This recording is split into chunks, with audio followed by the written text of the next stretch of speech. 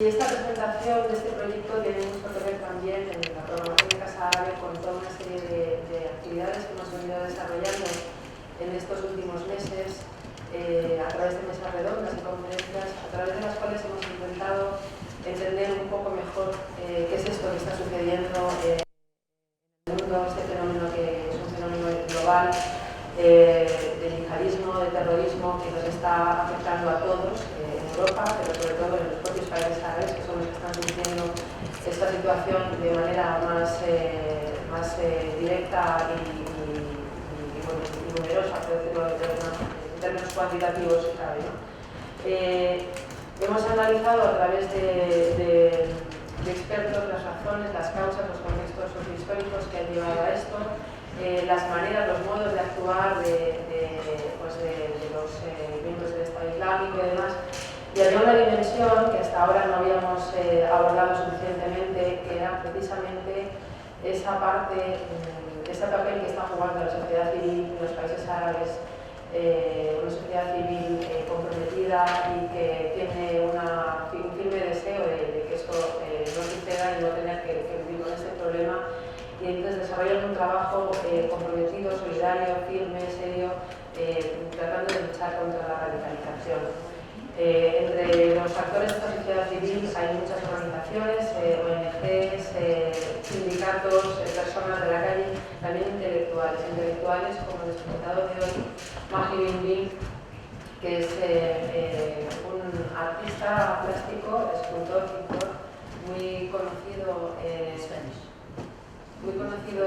en Marruecos y en todo el mundo. Realmente es uno de los grandes artistas del panorama marroquí actual y también es un enorme escritor, que lleva ya a sus espaldas 9 novelas escritas, la primera de ellas en 1992, un trabajo literario que muestra en toda su trayectoria un enorme compromiso con la sociedad y con los problemas que afectan a su sociedad, en este caso a Marruecos. Él ha nacido en Marrakech, vive en este momento en Marrakech, pero ha vivido también en Francia y en Estados Unidos. Y bueno, nunca ha dejado incluso los años que ha estado fuera, de querer, digamos, trasladar esta visión o analizar la situación de su país, ¿no? Como digo, él es el autor de la novela que ha publicado la editorial Alfaguara este otoño pasado, Los caballos de Dios, cuyo título original es Las estrellas de Sidi Moumen, que como vamos a conocer es el nombre también de un centro cultural que él ha creado junto al director de cine Nabil Ayouch, también marroquí, y que Nabil Ayouch es el director de la película también con el mismo nombre, Los caballos de Dios, de alguna forma inspirada en la novela escrita por Mahdi, con lo cual vemos que es como una especie de compendio de intenciones, todas encaminadas en la misma dirección. Hoy vamos a hablar del libro y del proyecto de Las estrellas de Sidi Moumen, y mañana en la programación de cine de Casa Árabe proyectaremos la película de Nabil Ayouch, que llaman, que será proyectada mañana 22 de enero, viernes, y también el 19 de febrero, dentro, como digo, de nuestra programación de cine. Bueno, antes de darle la palabra a Maji y empezar un poco la conversación con él, queríamos poner un pequeñito vídeo de 1 minuto y medio para, digamos, que sirva un poco como introducción al trabajo que está haciendo a través de este centro cultural que se llama Las estrellas de Sidi Moumen. Vamos a ir.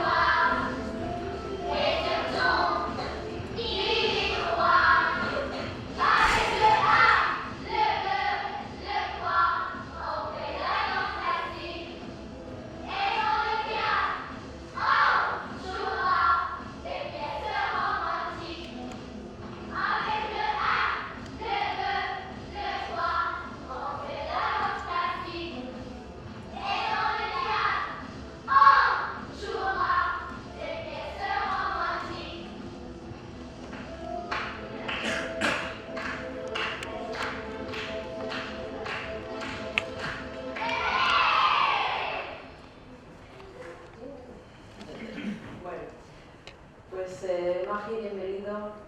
Gracias por venir a Casa Árabe a presentar vuestro trabajo. La verdad es que Mágica Imbril estuvo en Madrid en el mes de noviembre promocionando la novela Los Caballos de Dios. Fue increíble la cantidad de entrevistas que concediste en el mes de noviembre, lo cual demuestra que aunque la novela hace referencia fundamentalmente a un momento, digamos, a unos atentados que se dieron en Casablanca en el año 2003, es decir, que han pasado ya 12 años, sin embargo es un fenómeno que se ha convertido, desgraciadamente, en algo realmente muy actual. Sí, señor ministro, que quizá por eso tu presencia en la publicación de tu novela ha despertado tantísimo interés en los medios, ¿no?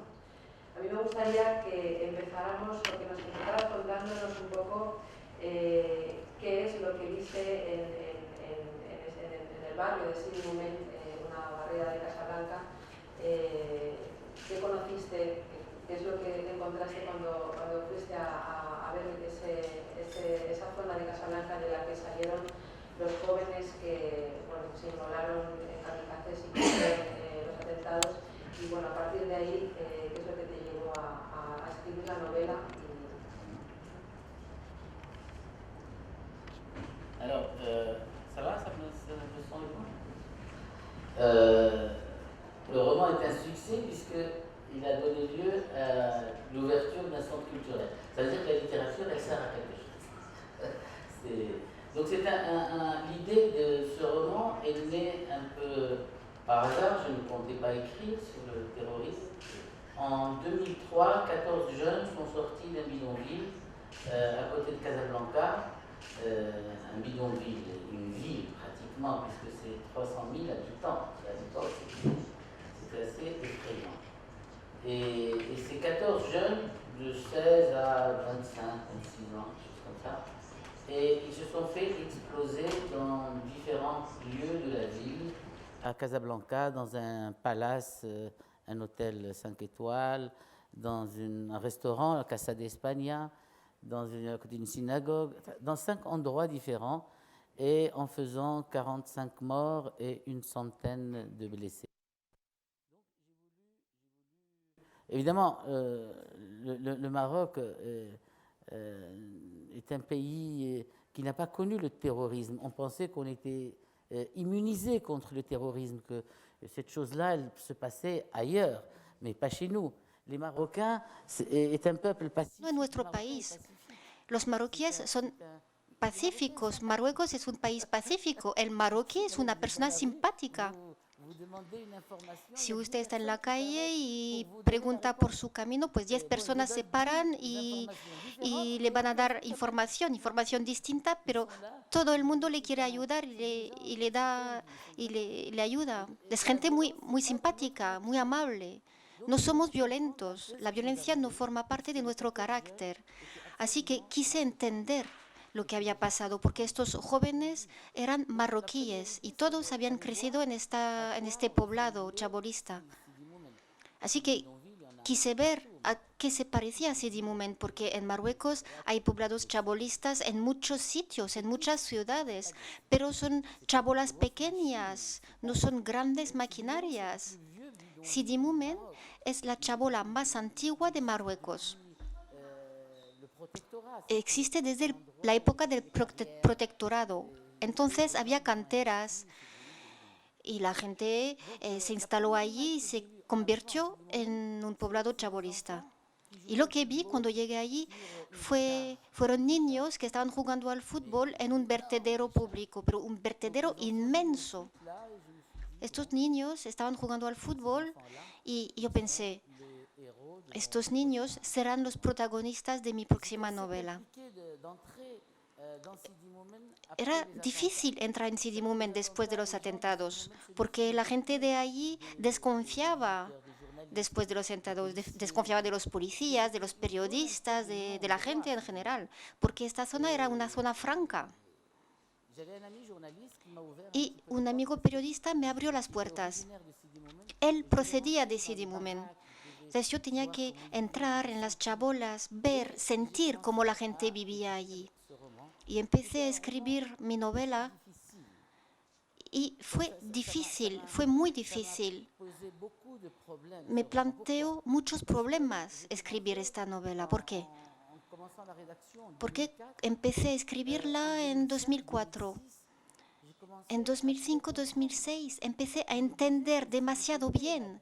Y yo estaba pensando que si hubiera nacido ahí, si hubiera crecido en esta sociedad, si no hubiera tenido horizontes, si no hubiera tenido perspectivas, si no hubiera ido al colegio, pues yo entendía que se hicieran estallar. Claro, no podía justificar lo injustificable, no podía hacer la apología del terrorismo, pero empezaba a entender.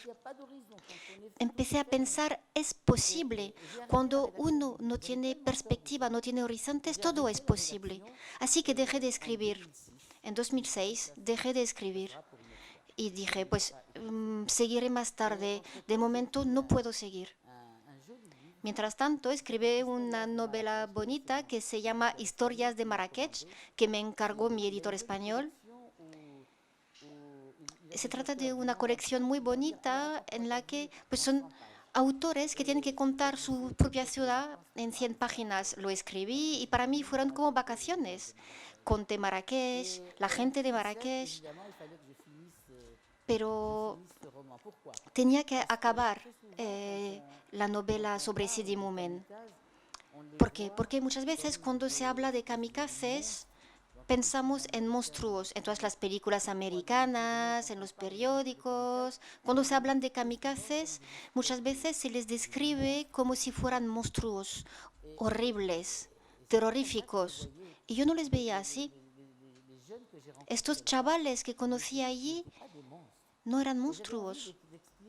Yo quería explicar, pero eso no era muy fácil. Yo lo que quería explicar es que estos chavales eran más bien víctimas, eran más víctimas que monstruos. Y eso es muy difícil de decir, muy difícil.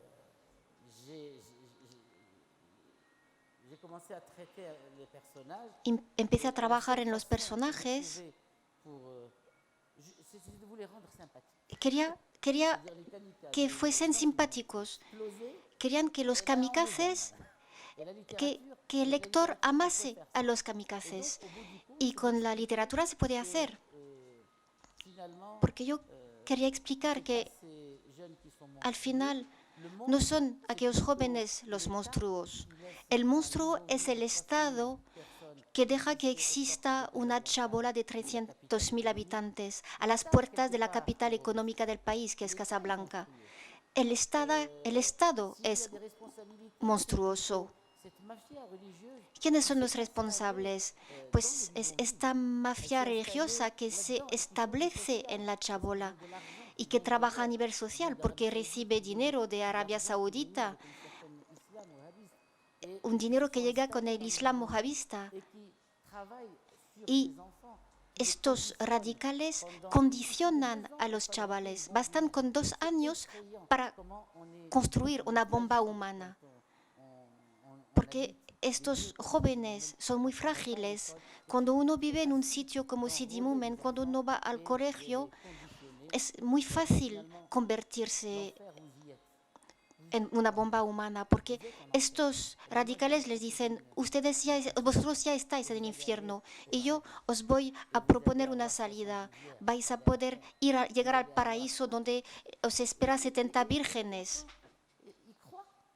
Y estos chavales se lo creen. Así que si hay responsabilidades, es la responsabilidad del Estado que deja que existan estas chabolas. Es la responsabilidad de la mafia religiosa. Es una mafia, no es el Islam, es una mafia, no es religión, es una mafia. Y los responsables también son los burgueses, esta burguesía que paga un sueldo de 100 euros a un chofer, a una criada. Estos son los responsables, todos estos. Y lo más difícil en este libro era que yo quería enseñar que estos chavales son víctimas. En varias de las entrevistas que le han hecho recientemente insistes mucho en la idea de que realmente el problema de estos barrios como Sidi Moumen y otros tantos que hay en ciudades marroquíes, y seguramente esto es un fenómeno de todas las urbes a nivel global, es la desconexión, la gran desconexión que hay entre la realidad de estos barrios y el entorno más inmediato justo fuera de los barrios, es decir, la ciudad en la que están insertos estos barrios. Es decir, son como dos mundos que viven completamente de espaldas uno del otro y bueno, no es por una parte el asunto de la pobreza y de la falta de perspectivas y de futuro que ven estos jóvenes a través de generaciones. Muchos nacen ahí, pero sus padres también han nacido ahí, incluso en algunos casos hasta los abuelos, con lo cual es la idea de que es como un destino, una predestinación de la que va a ser muy difícil salir. Pero está por una parte esa idea de la causa de la pobreza, pero también la falta de conexión con el mundo exterior, ¿no? Me gustaría que nos hablaras un poco de cómo has percibido tú esto en tu experiencia en Sidi Moumen. Hablabas de que para ti la llegada al barrio fue un descubrimiento absoluto, porque era una realidad que no conocías, ¿no? Oui, parce que moi je passais tout Sí, le temps porque de yo Casablanca a Rabat. estaba en Casablanca y en Rabat, pero pasé mucho tiempo en Sidi Moumen también. Pero hay una muralla muy grande, no se ve el barrio, está aislado. Al pasar por la autopista, pues está al lado, pero no se ve y yo no lo veía ese barrio. Y algunos de estos terroristas suicidas nunca abandonaron Sidi Moumen. La primera vez que dejaron el barrio fue para ir a Casablanca para hacerse estallar. Algunos nunca dejaron el barrio. El barrio era su país y además en aquel entonces ni siquiera había autobuses que conectaran Sidi Moumen a la ciudad. Como si no quisiéramos verles, como si quisiéramos olvidarlos. Algunos venían, pero el acceso era sumamente complicado. Entonces esa gente creció en un lugar cerrado donde,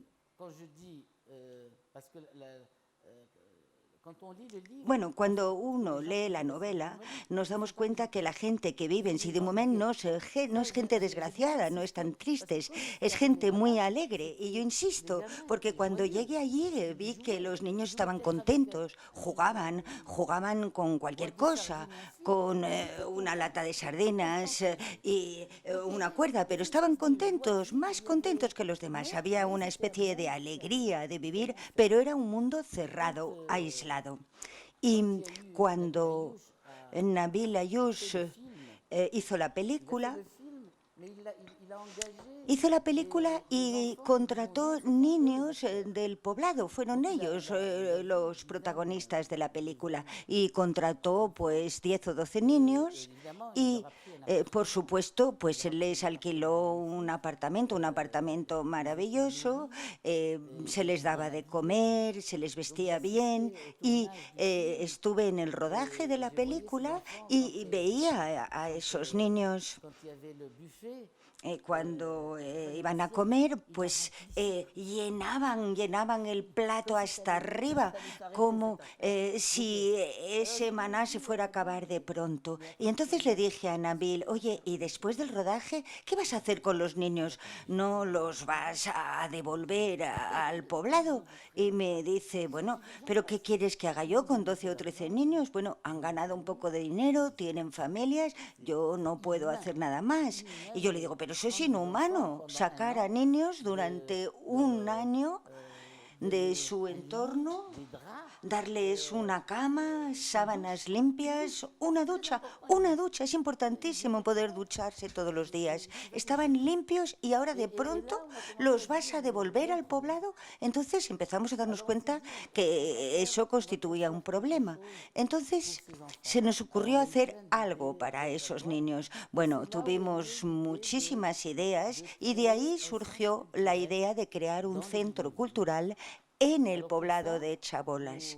Y bueno, yo soy pintor y tengo amigos artistas en el mundo entero, entonces avisé a todos mis amigos y conseguimos reunir 70 obras y hicimos una una venta en Casablanca y tuvimos un amigo que nos hizo un catálogo para la subasta, el experto era un amigo mío también y conseguimos 250.000 euros. Un poco menos de 300.000 euros. Y fuimos a ver al alcalde de Sidi Moment y le dijimos, bueno, danos un terreno porque vamos a crear un centro cultural aquí en el barrio. Y me dijo, pero ¿de qué dinero disponéis? Y le dijimos, mira, esto es lo que tenemos. Y dijo, bueno, con eso no podéis hacer absolutamente nada. Dijimos, pero bueno, hemos conseguido recaudar esto, podremos recaudar más. Y entonces, bueno, estuvo hablando con nosotros durante una hora y nos dijo, bueno, yo tengo aquí un centro cultural que construí hace 5 o 6 años, pero no está equipado, no puedo hacerlo funcionar. Entonces, si lo que me decís va en serio, yo os entrego el centro. Y entonces nos dio el centro, este centro que ya estaba construido, pero que no estaba equipado. Y entonces empezamos a mendigar, digamos las cosas tal y como son. El director de la película y yo mismo nos hemos convertido en los campeones de la mendicidad. Cada vez que veíamos a un rico, le acosábamos y entonces encontramos a un chico que financió la sala de las películas. Bueno, estábamos en una fiesta donde había bailarinas y yo estuve dándole la lata durante horas y horas. Y entonces, así, poquito a poco, conseguimos la ayuda de distintas personas. Fuimos a ver amigos banqueros y poquito a poco conseguimos equipar el centro. Y ahora, este centro, donde trabajan 10 personas, bueno, tenemos 400 alumnos inscritos y tenemos 600 alumnos no inscritos, pero que vienen a visitar el centro y les dejamos entrar porque no tienen los 10 euros para inscribirse oficialmente. Van acumulando su deuda con nosotros. Y entonces, bueno, tenemos unos 1000 muchachos y estos chicos que normalmente se reunían en los garajes con esta mafia, pues están en nuestro centro, tienen una sala de cine, tienen una librería con 15.000 libros, tienen 40 ordenadores, tienen una sala de baile, una sala de música, una sala de teatro y hemos llegado a acuerdos con el Instituto Francés, el Instituto Cervantes, el Instituto Goethe de América, que financian cursos de idiomas. Pueden aprender inglés, español, alemán y francés. Y esto todos los días. Y así disponen de un lugar para hacer sus deberes, porque en las chabolas viven unos 15 juntos y tienen poca luz y allí pueden trabajar mejor. También tengo una cafetería fantástica con un jardín magnífico que ellos han plantado. Hemos traído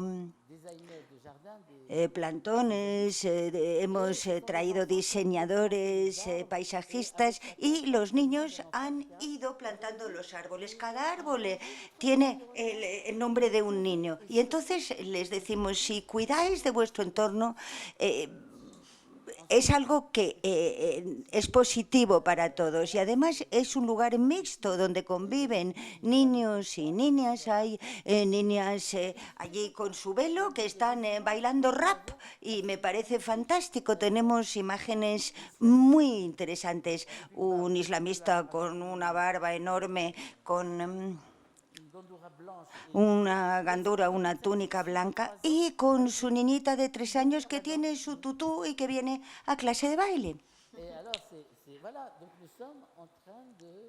Estamos creando algo surrealista en el barrio y hemos llegado a acuerdos con el Instituto Francés y con el Instituto Goethe y cada vez que organizan un espectáculo en Casablanca nos lo dan gratuitamente. Entonces tenemos espectáculos de jazz, espectáculos de todo tipo y lo mismo hace el Instituto Goethe de Alemania. Y así aprovecho para contestar a la pregunta, aunque haya dado un rodeo. Hay gente de Casablanca que vienen ahora a ver nuestros espectáculos en el barrio barrio.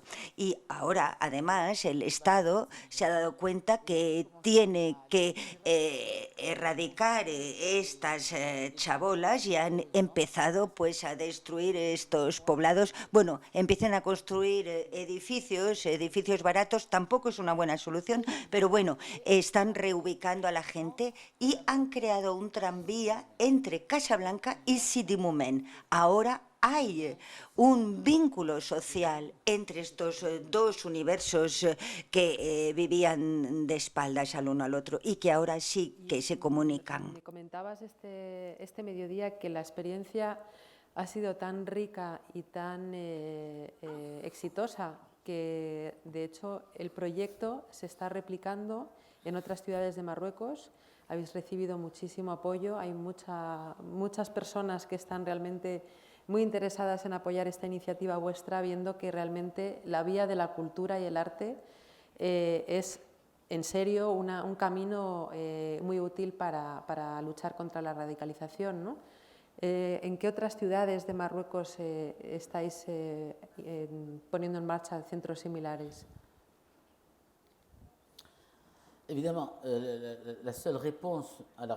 Respuesta frente a la radicalización es la educación.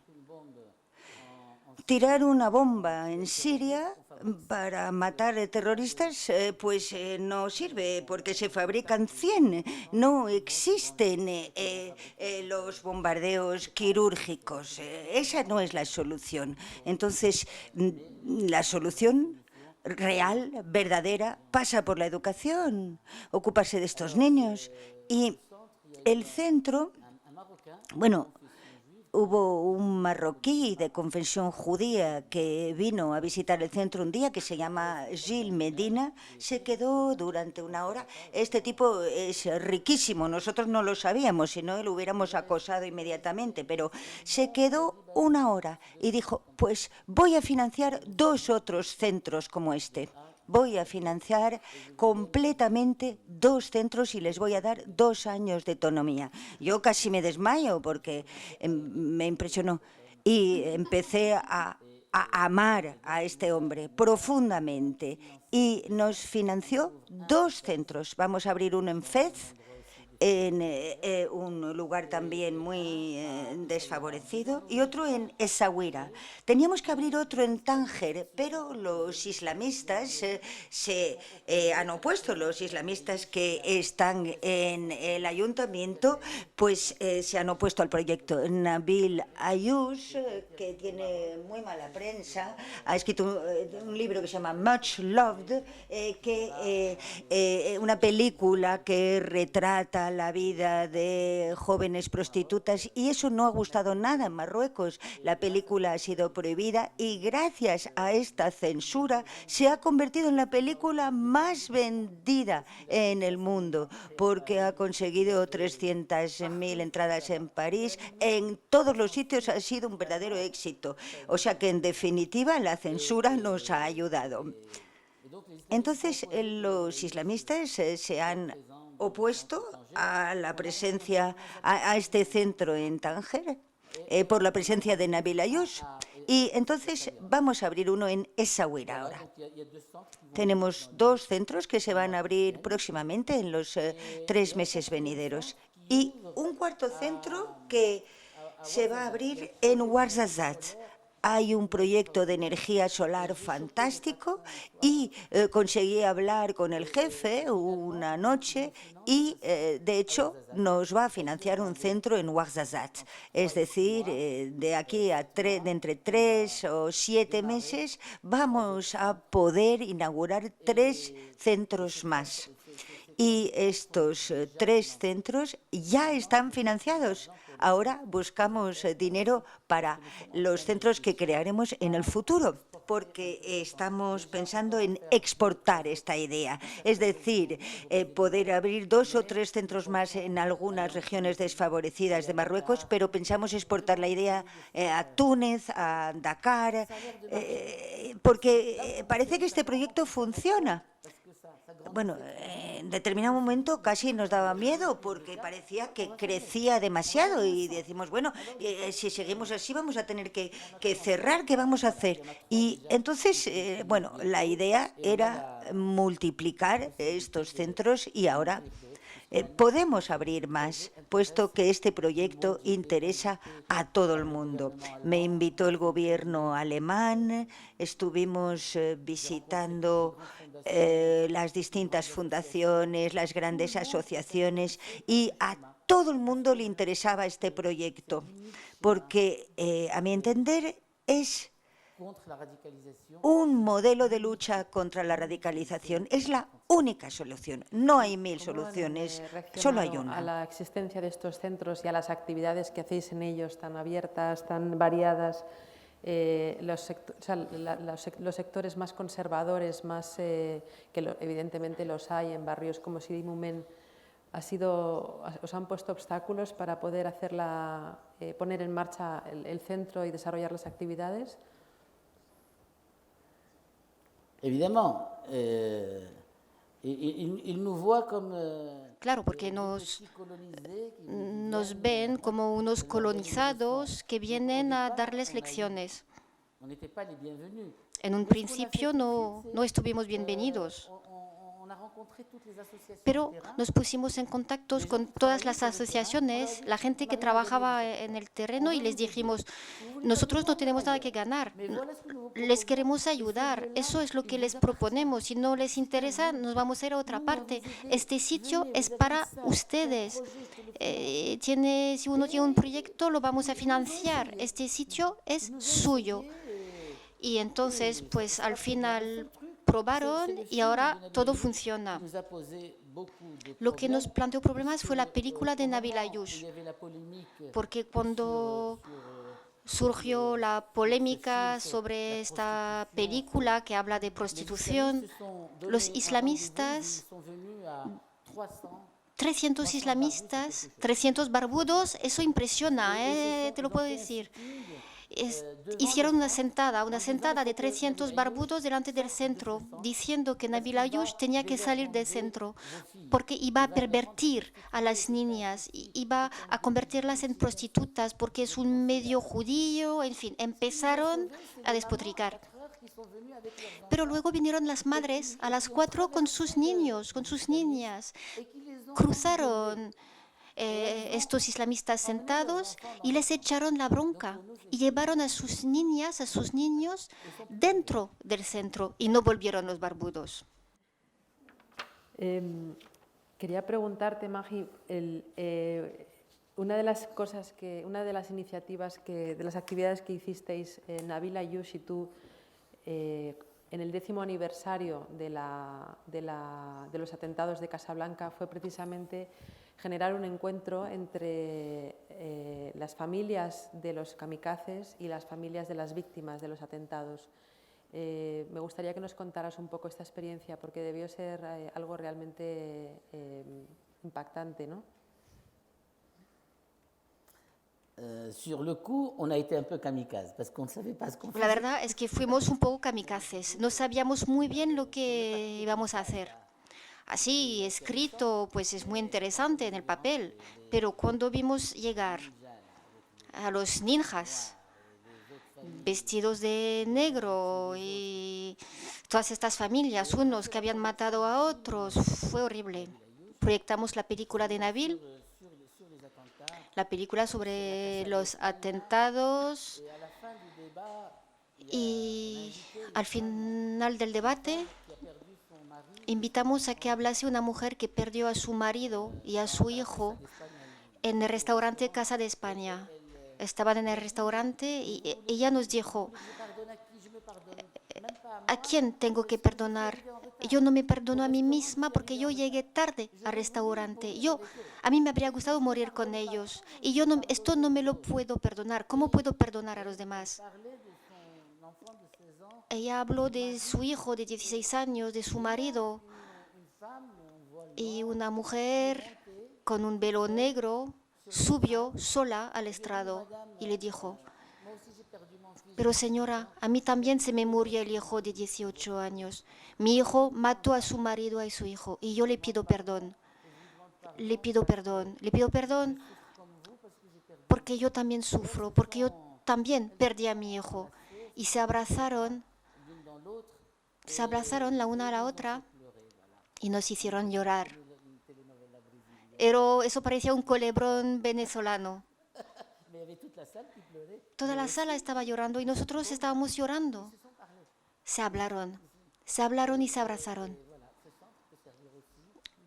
Este centro puede permitir la reconciliación entre los marroquíes.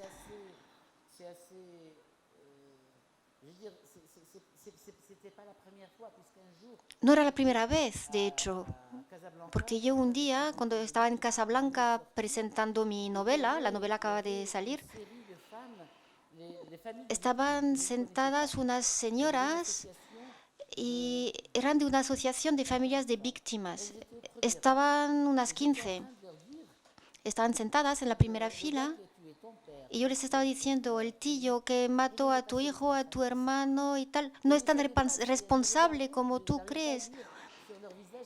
Y yo no sabía cuál era su reacción, no conseguía leer en su cara si me querían o no me querían. Yo les estaba diciendo, estos tíos son unas víctimas, no son ellos los responsables. Y me dejaron hablar hasta el final. Y una me dijo, Señor, yo voy a ir más allá de lo que usted está diciendo. Toda la ropa de mi hermano que murió en el restaurante Casa de España, toda esta ropa se la regalé al hermano del kamikaze y estamos trabajando en una asociación. Entonces yo pensé, Marruecos va bien. Me gustaría que habláramos un poquito de la película que mañana vamos a proyectar aquí en Casa Árabe. En realidad, cuando existe un libro y una película que una está inspirada en la otra, muchas veces se pregunta qué es mejor, el libro o la película, ¿no? En este caso, la verdad es que es absolutamente imposible decir cuál es mejor porque las dos son realmente sensacionales, las dos son dos ejercicios de una ficción que retrata una realidad con una verosimilitud increíble. Y bueno, uno realmente entiende esto que comentabas antes de esta dificultad de empatizar con estos jóvenes que son víctimas y verdugos a la vez, ¿no? Pero hay una diferencia entre la película y el libro y es la película está contada de una forma cronológica, narrada de una manera cronológica, y el libro, sin embargo, no es así. El libro el narrador es uno de los kamikazes que habla pues, desde el más allá, digamos, haciendo un poco una visión de lo que ha hecho y analizando la situación pues, desde el después, ¿no? ¿Por qué elegiste esa manera de narrar? D'abord parce que j'adore Sunset Boulevard. Pero porque me encanta Sunset Boulevard. No sé si recuerdas esta película. La primera escena es un tío muerto en una piscina y la voz en off dice, ¿veis a este tío allí? Soy yo.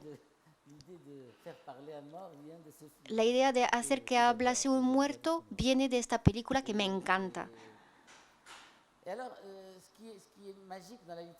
Lo mágico en la literatura es que yo maté enseguida al protagonista principal, lo mato en la primera página, pero sigo contando su vida.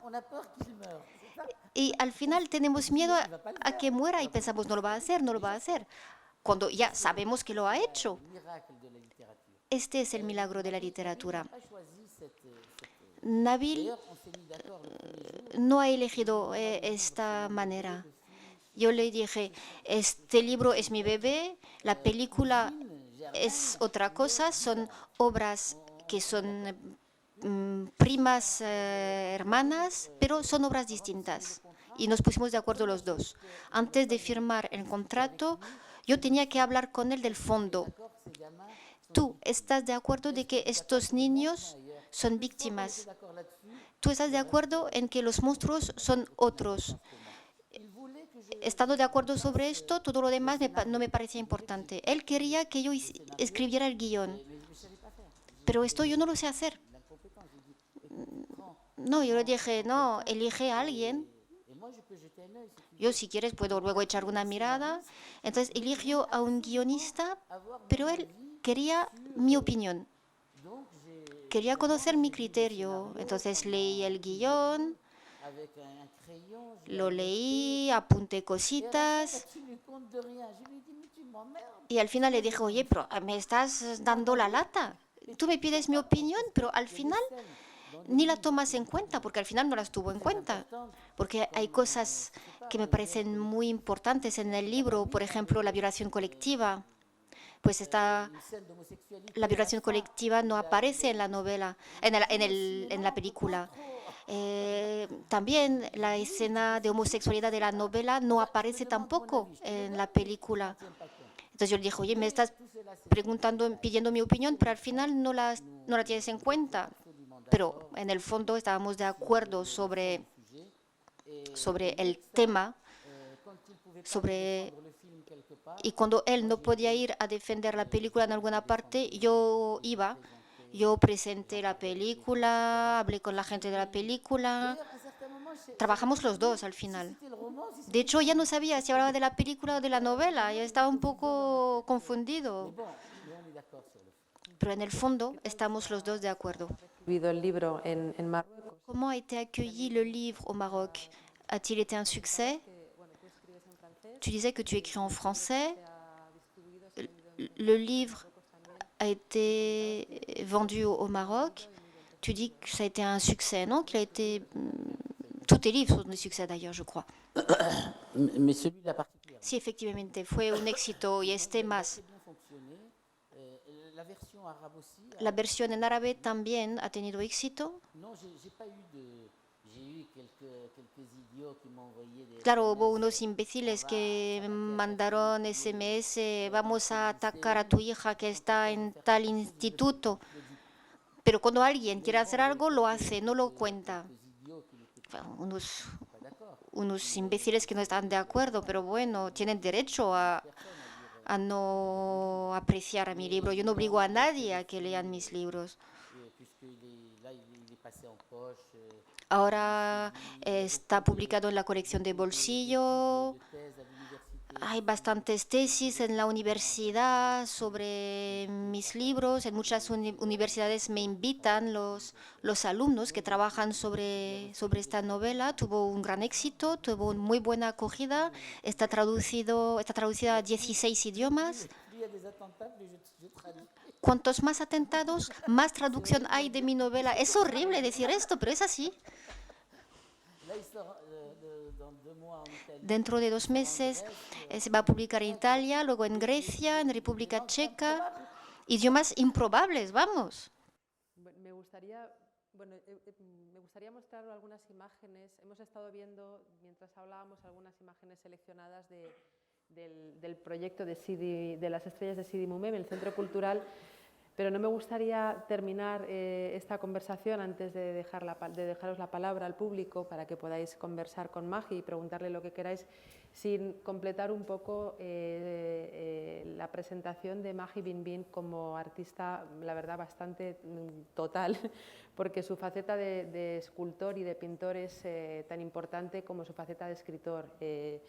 Hemos seleccionado algunas pequeñitas imágenes de obra suya para que aquellos que no conocéis quién es Maggie Binbin como artista plástico y como escultor, os hagáis un poco una idea del trabajo que hace, un trabajo que, bueno, como tú, es colorista, es vivo y es alegre de una parte, pero también, bueno, evidentemente el individuo, el sujeto está muy presente de una forma muy inquietante también en muchas de las obras, ¿no? Me gustaría en este sentido un poco terminar también preguntándote por el papel del artista y su compromiso con la sociedad, el papel del artista y el trabajo que hace, digamos, como reflejo de lo que pasa alrededor. Son muchos los artistas del mundo árabe que son absolutamente sensibles y comprometidos, como es normal y pasa en otros países, a lo que está sucediendo. Es decir, que más allá de encontrar en el arte una vía de escape y de evasión, al contrario, parece como que es precisamente una herramienta para luchar contra lo que no es justo y a favor, pues, bueno, de una sociedad mejor en todos los sentidos.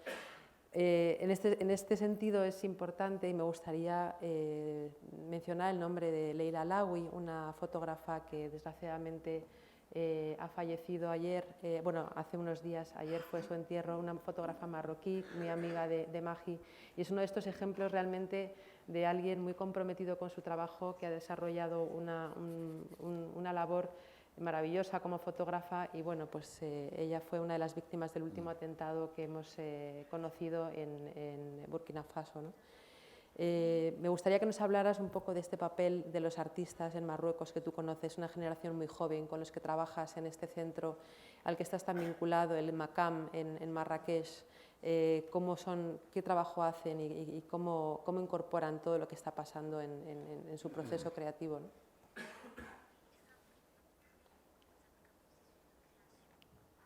Alors, Leila Alaoui, c'était ma petite sœur. Leila Alaoui era como mi hermanita, una artista absolutamente fantástica. Bueno, yo estoy diciendo ahora que estos jóvenes kamikazes, suicidas, son víctimas, pero hace 2 días los hubieran matado, porque cuando realmente te toca de cerca, pues ya no te apetece entender. Y Leila era una chica fantástica que trabajó mucho en torno a la inmigración clandestina, que trabajó sobre el terrorismo, y aquí había ido con Amnistía Internacional a Ouagadougou, en Burkina Faso, para hacer un reportaje sobre las niñas violadas, pero luego se las pega porque dicen, habéis provocado este mal, es decir, no solo las violan, sino que luego las pegan además. Y con Amnistía Internacional estaban haciendo un reportaje sobre este problema. Y estas niñas pequeñas, las mujeres maltratadas en general. Y he puesto la página web de Leila Alaoui para que se pudieran ver algunos de sus trabajos, a lo mejor el último, el que está en la derecha, que este es, no es al que se estás haciendo referencia, sino es un trabajo sobre refugiados sirios en Líbano, ¿no? Anterior. Ça, c'est sur les réfugiés syriens. Et alors, elle m'a dit, avant d'aller à Ouagadougou, elle m'a dit, ça va être mon dernier voyage. Porque tenía a su novio en Beirut y me dijo, bueno, después del viaje yo ya paro, me voy a Beirut y voy a tener un bebé. Y se fue. Y ahora ya es que no me apetece entender nada. Pero bueno, al mismo tiempo, así es la vida. Así son las cosas. Entonces, para responder a tu pregunta, es cierto que el artista del sur, el artista africano, el artista del tercer mundo, no tiene no se puede permitir el lujo como los americanos o los europeos de mirarse el ombligo, no tiene tiempo. Hay tantas cosas que no funcionan que el artista no se dedica a la introspección. No le queda más remedio que implicarse.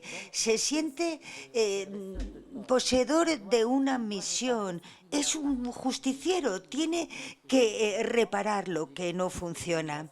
Yo he escrito en mis novelas sobre inmigración clandestina, sobre drogas, sobre terrorismo, sobre temas que nos afectan directamente y no nos queda más remedio que reparar lo que se pueda reparar. Y esa es la misión del artista.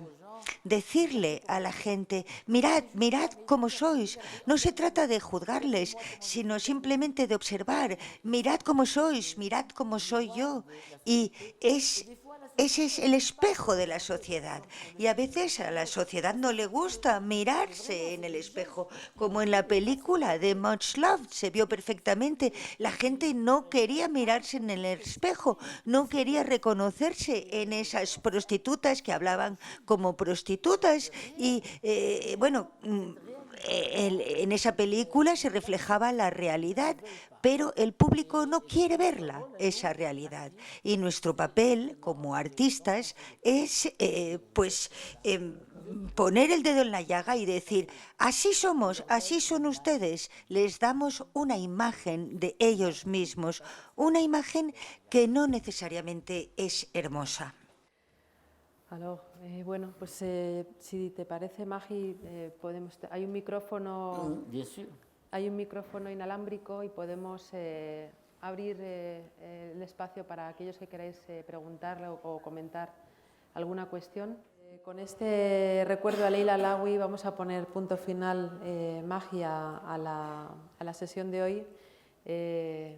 Antes de terminar, y bueno, pues por recordar que también hay una manera optimista de mirar hacia las cosas, ¿no? Que no nos quedemos con este recuerdo negativo. Simplemente quería mencionar que vamos a presentar aquí en Casa Árabe el martes 26 un libro, El amanecer árabe, la juventud y el dividendo demográfico, un libro que precisamente recoge muchas iniciativas que se dan en muchos países árabes por parte de jóvenes que estuvieron en el 2011 con la revolución que se dio, que vimos en las plazas de muchas ciudades árabes, y siguen todavía luchando y poniendo en marcha iniciativas para, digamos, consolidar o tratar de llegar a vivir en sociedades plenamente democráticas, ¿no? Esto será el martes 26 aquí en Casa Árabe. Tendremos a Haitham Amira Fernández, a Leila Nashawati y a Besma Momani presentando el libro con nuestro compañero Karim Hauser. Mañana, como decía, tendremos la película de Nabil Ayush, Los caballos de Dios, aquí en esta misma sala. Y, por supuesto, el libro de Magi, Los caballos de Dios, está a la venta en nuestra librería, ahora fuera cuando salgan, por si lo quieren comprar. Para aquellos que no lo hayan leído, es realmente muy recomendable. Y Magi, muchísimas gracias por venir a acompañarnos, por haber hecho el esfuerzo que vienes sin dormir, además, desde Bahrein. Y bueno, enhorabuena por todo el trabajo y adelante. Merci.